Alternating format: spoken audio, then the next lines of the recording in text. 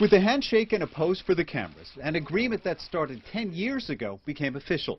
While leaders from both countries analyzed the finer details of the free trade agreement, others were already looking ahead to some of the benefits. I think it's going to be particularly good in the agribusiness area from what we know. I see opportunities for regional Australia, immense opportunities. The phasing out of tariffs will mean a big boost to Aussie farmers, especially milk producers, who've already been ramping up facilities and production for China's market.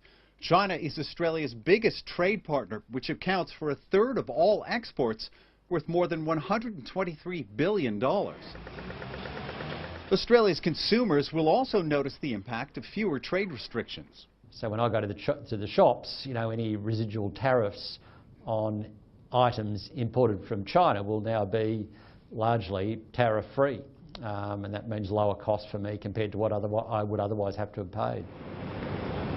Tourism and education are expected to see a boost in numbers of Chinese tourists and students thanks to a more relaxed visa process.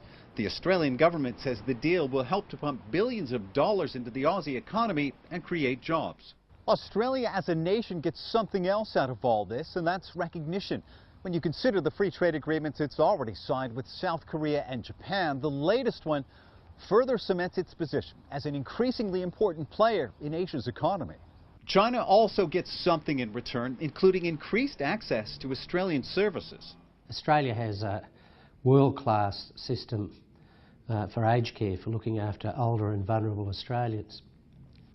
China needs access to those skills and expertise. I think the benefit to China is it just enhances the security in terms of the flow of resources coming into China. And I think also it might encourage more Australian services firms to set up shop in China. Some experts believe the greater flow of cooperation between small businesses from both nations is one of the biggest benefits from the agreement that's already taking place.